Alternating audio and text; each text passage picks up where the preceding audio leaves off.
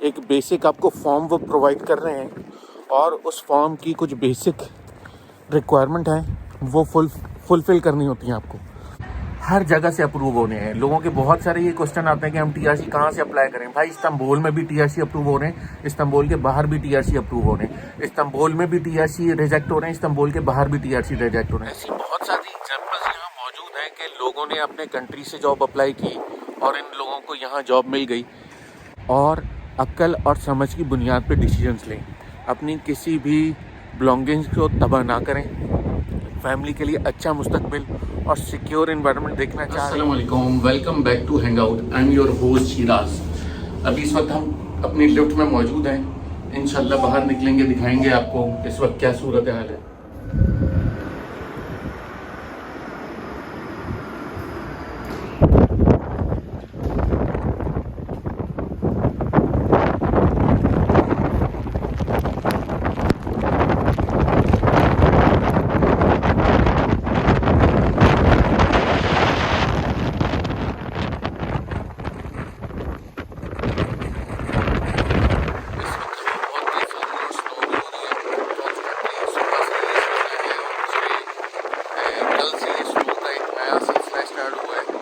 और 2 दिन की 3 दिन की प्रेडिक्शन है। हो सकता है ये संडे तक चला जाए। अच्छा खासी इस वक्त भी हवा बहुत तेज है।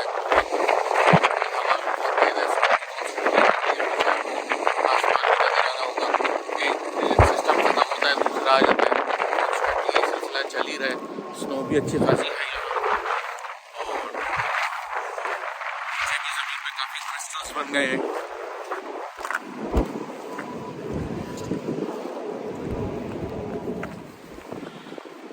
अभी पिछले कुछ दिनों से मैं अपने ऑफिस की मसरूफियात की वजह से खुद वीडियोस नहीं बना रहा था और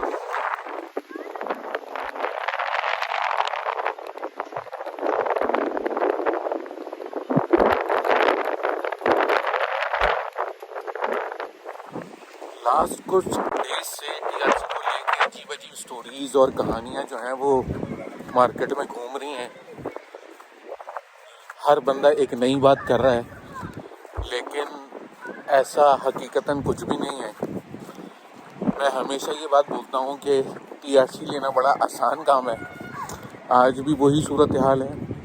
टीआरसी आप इजीली अप्लाई कर सकते हैं और ना सिर्फ अप्लाई कर सकते हैं बल्कि उसको विन भी कर सकते हैं। जैसा कि टीआरसी के फॉर्म में जो रिक्वायरमेंट लिखी होती थी आज से 2 साल पहले 4 साल पहले, उन टीआरसी की रिक्वायरमेंट में कोई भी नई चीज़ ऐड नहीं हुई है, सारी पुरानी चीज़ें हैं। बस एक पॉइंट ऐसा होता था जिसमें ये लिखा होता था कि you have to provide the sufficient funds, और वो सफिशेंट फंड्स जो हैं वो ओवरलुक हो जाते थे। लोग बैंक स्टेटमेंट अपनी सबमिट नहीं करवाते थे, लोग बस जस्ट बेसिक डॉक्यूमेंट की रिक्वायरमेंट पूरी की, एक रेंटल एग्रीमेंट ऐड किया, दैन उसके बाद एक इंश्योरेंस ऐड किया और अपनी एप्लीकेशन सबमिट करवा दिया करते थे। लेकिन अब ऐसा नहीं है। अब आपको अपने फंड्स भी प्रूव करने होते हैं कि यू हैव सफिशेंट फंड्स, और ना सिर्फ फंड्स बल्कि आपको अपने प्लान्स भी एक्सप्लेन करने होते हैं। क्योंकि यहाँ पर जो सबसे ज़्यादा प्रॉब्लम और मसाइल हो रहे थे वो टीआरसी को लेके ही हो रहे थे कि जनाब यहाँ बहुत सारे लोग आ रहे हैं, आके टीआरसी अप्लाई कर रहे हैं और टीआरसी अप्लाई करने के बाद टीआरसी पे जॉब कर रहे हैं, जो कि इल्लीगल है। पहले भी मैं मल्टीपल टाइम ये एक्सप्लेन कर चुका हूँ कि टीआरसी पे आप जॉब नहीं कर सकते। और यहाँ बहुत ज़्यादा ये दिखाया जाता है कि जनाब ये टीआरसी पे आया है, ये जॉब कर रहा है, टीआरसी पे आया वो जॉब कर रहा है। ऐसा नहीं होता। यहाँ टीआरसी पे आप आएँ, रहें, और अगर आप जॉब कर रहे हैं तो you must need to have a work permit. अगर आपके पास वर्क परमिट नहीं है तो आप टीआरसी पे जॉब नहीं कर सकते, जो कि लीगली गलत है।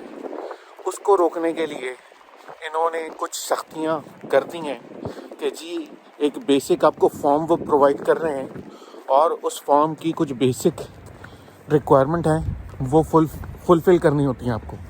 अगर वो आप अपने फॉर्म में बेसिक रिक्वायरमेंट फुलफ़िल नहीं कर पाते तो आपका टीआरसी रिजेक्ट हो जाता है। जिसमें मैं आपको बताता हूँ।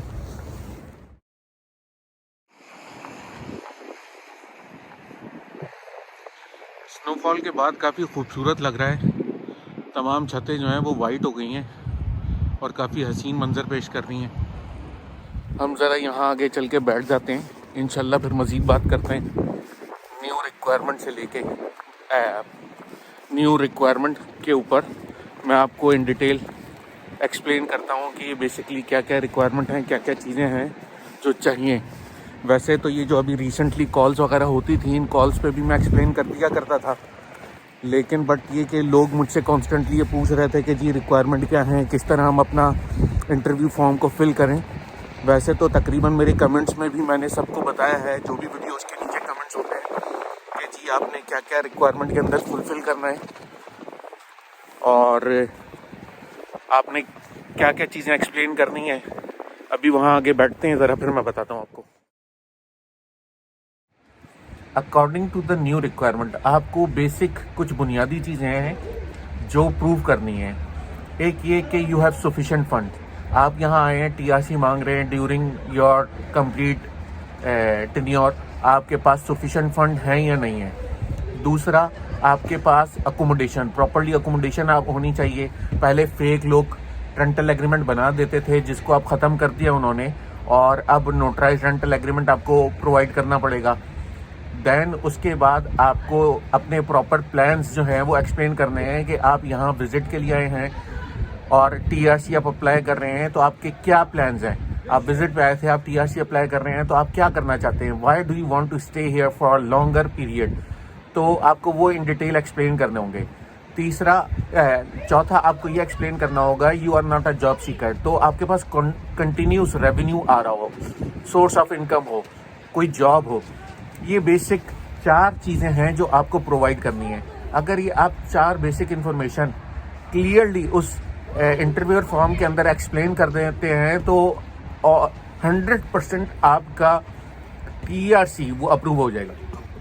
तो 100% आपका टीआरसी अप्रूव हो जाएगा। लेकिन अगर आप इनमें से कोई भी चीज़ प्रॉपर्ली एक्सप्लेन नहीं कर पाते, या आप उसमें से कोई चीज़ ओवरलुक कर देते हैं, या आप अपने फंड प्रॉपर्ली शो नहीं कर पाते, या अकोमोडेशन का प्रूफ आप प्रॉपर्ली नहीं दे पाते, या फिर आप यहाँ पर अकोमोडेशन का प्रूफ नहीं दे पाते, या फिर आप कंटिन्यूस रेवेन्यू वो शो नहीं कर पाते कि जी आपकी प्रॉपर जॉब है या आपका कोई बिजनेस है या पीछे से आपके पास कॉन्स्टेंटली फंड्स आ रहे हैं, अगर आप वो प्रूफ नहीं कर पाते, अगर आप ये चीज़ें प्रूफ नहीं कर पाते तो आपका टीआरसी रिजेक्ट हो जाएगा। आप अभी भी बहुत सारे लोगों के टीआरसी अप्रूव हैं, ऐसा नहीं है कि लोगों के टीआरसी अप्रूव नहीं हो रहे। कॉन्स्टेंटली लोगों के टीआरसी अप्रूव हो रहे हैं, हर जगह से अप्रूव होने हैं। लोगों के बहुत सारे ये क्वेश्चन आते हैं कि हम टीआरसी कहाँ से अप्लाई करें। भाई, इस्तांबुल में भी टीआरसी अप्रूव हो रहे हैं, इस्तांबुल के बाहर भी टीआरसी अप्रूव हो रहे हैं, इस्तांबुल में भी टीआरसी रिजेक्ट हो रहे हैं, इस्तांबुल के बाहर भी टीआरसी रिजेक्ट हो रहे हैं। जो बेसिक रिक्वायरमेंट है, अगर वो बेसिक रिक्वायरमेंट आप कंप्लीटली फुलफिल नहीं कर पाते तो आपका टीआरसी रिजेक्ट हो जाएगा। बाकी जो रिक्वायरमेंट थी जो करंटली रिक्वायर्ड की जाती थी, जो बाकी जो रिक्वायरमेंट थी जो रिक्वायर्ड की जाती थी, जिसको हम प्रीवियसली फुलफिल करते थे, इंश्योरेंस हो गया, रेंटल एग्रीमेंट हो गया, ये बेसिक चीज़ें जो हम पहले प्रोवाइड करते थे वो तो रिक्वायर्ड हैं अभी भी। लेकिन इनके साथ साथ जो चीज़ मेन अभी है वो है फंड्स। क्या आपके पास फंड्स कहाँ हैं? अभी लोग ऐसी भी न्यूज़ जो हैं वो अभी ऐसी भी रूमर जो है वो घूम रही है मार्केट के अंदर कि जनाब फिक्स डिपॉजिट करना है। भाई, गवर्नमेंट को कोई फिक्स डिपॉजिट नहीं चाहिए। तो अगर आप यहाँ आ रहे हैं और आप टीआरसी अप्लाई कर रहे हैं जस्ट ये सोच के कि यार मैं यहाँ पे जॉब कर लूँगा, तो आप सबसे पहले अपनी फिजिबिलिटी एनालिसिस करें कि आया आपके स्किल सेट और एक्सपर्टीज़ के अकॉर्डिंगली यहाँ जॉब अवेलेबल हैं या नहीं। अगर आपको आपकी स्किल सेट और एक्सपर्टीज़ की जॉब मिल जाती हैं तो ये बहुत बेहतर होगा कि आप ऑन जॉब यहाँ आएँ, रादर देन इट्स कि आप यहाँ आने के बाद जॉब ढूंढें। क्योंकि एक लैंग्वेज बैरियर होता है, उसमें बड़े मसले होते हैं। इस्तांबुल जो है वो एक इंटरनेशनल बिज़नेस का हब है, दुनिया से लोग यहाँ आते हैं बिज़नेस करने के लिए। तो आपको यहाँ पर ऐसी ऑर्गेनाइजेशंस में भी जॉब मिल जाएगी जो यहाँ इंग्लिश स्पीकर्स को जॉब देते हैं। यहाँ पर इंग्लिश का जैसे प्रॉब्लम है और मसले मसाइल हैं, इसी तरह इंग्लिश की अपॉर्चुनिटी, क्योंकि अगर आपको इंग्लिश की लैंग्वेज आती है अगर आपको इंग्लिश लैंग्वेज आती है तो आपको जॉब मिल सकती है, बहुत अच्छी जॉब मिल सकती है। और आप कॉन्स्टेंटली, यार ये स्नो तेज़ होती जा रही है, मैं अच्छा भला वहाँ बैठा हुआ था, ये सुबह से जो है ना, ये यहाँ यही सिलसिले चल रहे हैं, कभी स्नो स्लो हो जाती है, कभी फास्ट हो जाती है, और कॉन्स्टेंटली जो है वो ऐसे ही चल रहा है यहाँ। अभी भी इस वक्त भी बहुत तेज़ स्नो हो रही है और बहुत ही ज़्यादा हैवी स्नो है ये। विजिबिलिटी जो है वो भी ख़त्म हो गई है।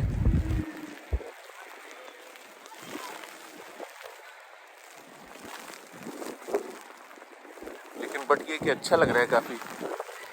अगर आप यहाँ जॉब करने के लिए आप ऑनलाइन पोर्टल्स के थ्रू जॉब अप्लाई करें, सर्च करें, अगर आपको वहीं रहते हुए, पाकिस्तान में रहते हुए वर्क परमिट मिल जाता है तो ये बहुत अच्छी बात होगी। आप वो वर्क परमिट लेके ही यहाँ आएँ। और ऐसी फैमिलीज़ और ऐसी एग्जांपल्स यहाँ बहुत मौजूद हैं कि जिन्होंने यहाँ टीआरसी, ऐसी एग्जांपल्स और ऐसी बहुत सारी एग्जांपल्स यहाँ मौजूद हैं कि लोगों ने यहाँ आने से पहले ही जॉब अप्लाई किया और उनको जॉब मिल गई। और आप भी, अगर आपका कोई स्किल सेट है, आपके पास कोई एक्सपर्टीज़ है, तो आप भी जॉब अप्लाई करें ऑनलाइन। यहाँ बहुत सारे पोर्टल्स अवेलेबल हैं, मैं लिंक भी दे दूँगा, आप उस लिंक के थ्रू भी अपने जॉब को अप्लाई करें। मैं यहाँ एक लिंक दे दूँगा, उस लिंक में भी मैंने डिफरेंट पोर्टल्स वीडियो में ऐड कर रखे हैं, आप उनके थ्रू भी जॉब सर्च कर सकते हैं। कॉन्स्टेंटली हैवी स्नो फ्लैक्स आ रहे हैं, ये रुक ही नहीं रही, अभी तो काफ़ी देर हो गई है, कॉन्स्टेंटली हो रही है। एक चीज़ जो यहाँ हमेशा से प्रॉब्लम है कि जी, अगर आपको यहाँ फर्स्ट ईयर की टीआरसी मिल भी जाए तो आप उसको रिन्यू कैसे करेंगे। आज से 2 साल पहले ये गवर्नमेंट ने अनाउंस कर दिया था कि अब किसी की भी रेगुलर टूरिस्टिक टीआरसी रिन्यू नहीं होगी। अगर आप यहाँ रह रहे हैं और आप नॉर्मल रेगुलर टीआरसी पे हैं तो आपको चलें ठीक है, एक 1 ईयर की टीआरसी मिल गई, लेकिन आप उसको रिन्यू कैसे करवाएंगे। फिर आप यहाँ प्रॉपर्टी परचेज करें। और मैं सबको ये सजेस्ट करूँगा कि अगर आप यहाँ टीआरसी अप्लाई कर रहे हैं तो आप टीआरसी अप्लाई करने से पहले आपके पास अगर सफिशिएंट फंड्स हैं, आप अफोर्ड कर सकते हैं, तो आप एक प्रॉपर्टी परचेज करें और उस प्रॉपर्टी के अंदर पूरी फैमिली का नाम इंक्लूड करवाएं। आप यहाँ आएँ अपनी फैमिली की पावर ऑफ अटॉर्नी लेके, अपनी फैमिली के नाम पे प्रॉपर्टी परचेज करें और फिर विजिट वीज़े पे यहाँ आएँ, अपनी प्रॉपर्टी के ऊपर पूरी फैमिली का टीआरसी अप्लाई करें और वो एक सेफेस्ट एंड सिक्योर सिचुएशन होगी। सारे मेंबर्स के नाम उसमें इंक्लूड करवाएं और उस प्रॉपर्टी पे आप रेजिडेंस परमिट अप्लाई करें। और मैं सबको सजेस्ट यही करूँगा, इफ़ यू कैन अफोर्ड तो आप पहले यहाँ आएँ, आकर इन्वायरमेंट को स्टडी करें, प्रॉपर्टी को परचेज़ करें और उस प्रॉपर्टी पे फिर आप रेजिडेंस परमिट अप्लाई करें। लेकिन ऐसा ना करें कि अपने मुल्क में, अपनी जगह पर अपने सारी प्रॉपर्टीज़ को आप सेल आउट कर दें और फिर आप यहाँ आएँ और आपके पास यहाँ पर भी कुछ ना हो, यहाँ पर भी आकर आप एजेंट्स के चक्रों में फंस जाएं और ना आपके हाथ में यहाँ कुछ हो, ना आपके हाथ में वहाँ कुछ हो। लोग ऐसे यहाँ बहुत सारा अपना पैसा बर्बाद कर रहे हैं। मैं सबको यही सजेस्ट करूँगा कि आप लोग अपना इस तरह से पैसा बर्बाद ना करें। टीआरसी अप्लाई करनी है, आप बिल्कुल आएँ, टीआरसी अप्लाई करें, लेकिन अपनी प्रॉपर्टीज़ को अनटिल अनलेस के आपके हाथ में यहाँ स्ट्रॉन्ग टाइज ना हो, अपनी प्रॉपर्टीज़ को सेल आउट ना करें। एटलीस्ट अपनी छत, अपनी ज़मीन को अपने हाथों से बर्बाद ना करें।